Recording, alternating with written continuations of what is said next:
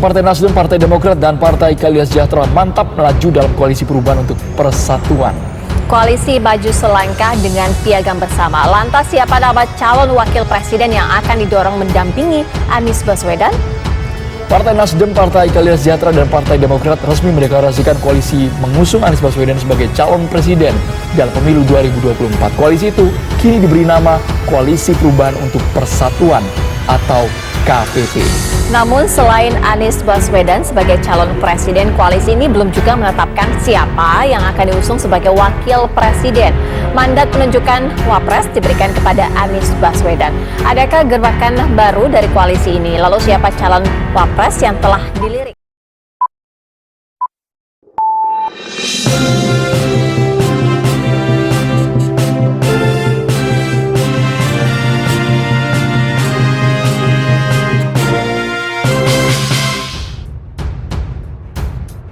Partai Nasdem, Partai Demokrat, dan Partai Keadilan Sejahtera mantap melaju dalam koalisi perubahan untuk persatuan. Koalisi maju selangkah dengan piagam bersama. Lantas siapa nama calon wakil presiden yang akan didorong mendampingi Anies Baswedan? Partai Nasdem, Partai Keadilan Sejahtera, dan Partai Demokrat resmi mendeklarasikan koalisi mengusung Anies Baswedan sebagai calon presiden dalam pemilu 2024. Koalisi itu kini diberi nama Koalisi Perubahan untuk Persatuan atau KPP. Namun selain Anies Baswedan sebagai calon presiden, koalisi ini belum juga menetapkan siapa yang akan diusung sebagai wakil presiden. Mandat penunjukan wapres diberikan kepada Anies Baswedan. Adakah gebrakan baru dari koalisi ini? Lalu siapa calon wapres yang telah dilirik? Bang Jansen, sejauh ini apakah nama AHY akan tetap didorong, diusung untuk sebagai cawapresnya? Jadi sebelum ke sana ya, pertama kami ingin mengucapkan terima kasih dulu kepada tim kecil, atau kalau dalam piagam kerjasama itu disebut sebagai tim persiapan koalisi perubahan untuk persatuan, begitulah. Atas kerja keras teman-teman ini ya, berdasarkan mandat dari 3 ketua umum partai, sehingga kemudian piagam kerjasama sudah ditandatangani dan publik luas di Indonesia hari ini sudah bisa melihat bahwa koalisi perubahan ini solid, gitu dia. Karena ada cukup banyak tuduhan kemarin, itu dia. Itu makanya dalam beberapa kesempatan kemudian saya mengatakan koalisi kami ini mirip seperti tank atau panser begitu. Memang jalannya pelan-pelan ya, tapi step by step terus maju, menerobos segala macam bentuk rintangan, begitulah dia. Jadi selamat kepada Mas Anies Baswedan ya, yang telah ditetapkan dan menerima mandat dari 3 ketua umum partai untuk menjadi bakal calon presiden Republik Indonesia tahun 2024. Yang kedua, kalau untuk wakil presiden ya, ketimbang kita kemudian menggunakan banyak tafsir begitu, kita kembalikan lagi ke piagam koalisi tersebut. Karena sesungguhnya seluruh pertanyaan itu sudah tertuang di sana. Jadi untuk calon wakil presiden ya, sesuai dengan bunyi ayat 3 piagam itu, diberikan mandat sepenuhnya kepada Mas Anies Baswedan. Nah, namun kriterianya diatur di sana. Tidak bisa juga Mas Anies itu kemudian bebas menentukan sesuka hatinya, begitu. Jadi kriterianya ini dari kuantitatif ya sampai kualitatif, itu sudah diatur. Jadi di poin pertama itu dikatakan kriteria calon wakil presidennya itu harus berkontribusi. Sekali lagi ada kalimat kontribusi di sana. Ini penting ditekankan. Berkontribusi ya untuk pemenangan, dibuktikan dengan elektabilitas yang tinggi. Nah, ini kan sudah bicara kuantitatif ini. Dan ya, di kandidat yang bersangkutan itu tingkat kerentanan politiknya rendah. Artinya di sini jangan nanti kemudian kandidat yang dipilih itu kemudian di tengah jalan kena persoalan hukum. Ini kan jadi problem. Itu dia. Yang kedua dikatakan berkontribusi dalam memperkuat dan menjaga stabilitas koalisi dan lain-lain, begitulah, sampai 5 poin. Apakah dia berasal dari internal koalisi atau dari eksternal, tidak ada masalah. Itu penting kriterianya memenuhi 5 itu tadi. Dari kuantitatif ya, kuantitas ya, berarti elektabilitas dan lain-lain, sampai kualitatif ya, kualitasnya.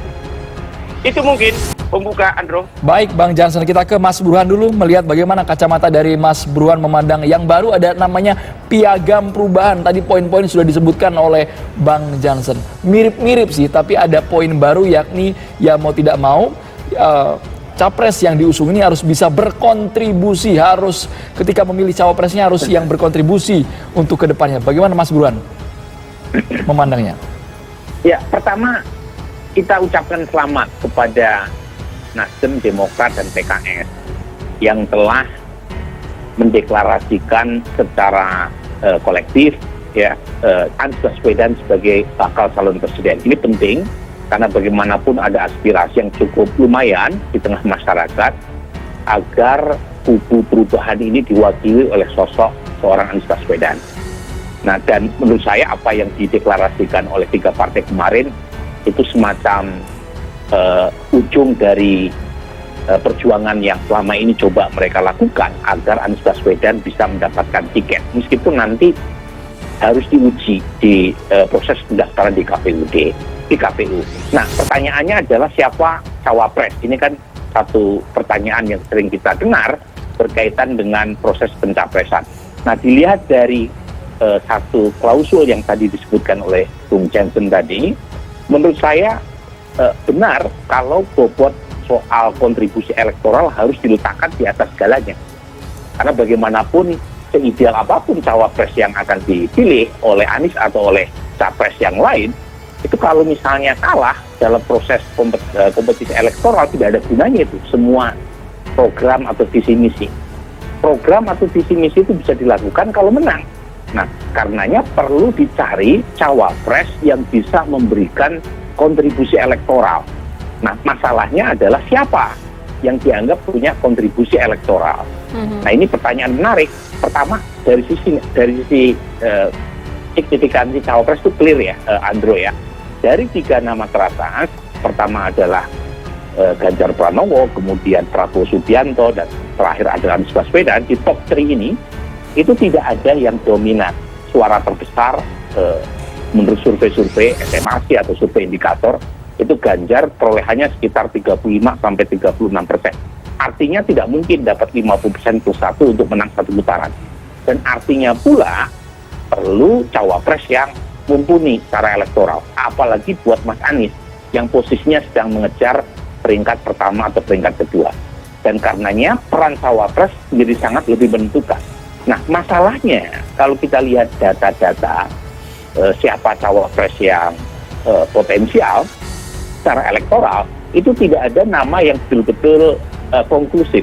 Baik. Jadi saya sebut konklusif karena selisih satu nama dengan nama yang lain itu relatif tidak terlalu beda jauh dalam margin of error. Mungkin kalau Mas Anies dibandingkan dengan misalnya kader dari PKS, maksud saya Mas Ahaye ya, kalau dibandingkan dengan misalnya bakal calon wakil presiden dari PKS, saya kira Mas Ahaye unggul. Tapi kalau dibandingkan dengan nama-nama lain yang bisa punya kontribusi agar Mas Anies bisa mengalahkan Ganjar atau Pak Prabowo, mungkin perlu waktu untuk menguji elektabilitas pasangan Mas Anies agar lebih bisa punya dampak elektoral di 2024. Baik, kita tanyakan langsung ke Pak Muzamil. Sejauh ini apakah PKS sendiri akan tetap mengusung dari PKS atau akan rela dari Demokrat gitu, AHY? Ya, sejak kita berdialog di koalisi, kita sudah menyepakati ya dialog kita bahwa kita ingin melihat pendapat dari konstituen kita dan masyarakat untuk capres yang terbaik akan kita usulkan, dan itu bertemu pada satu nama Pak Anies Baswedan yang kita sepakati.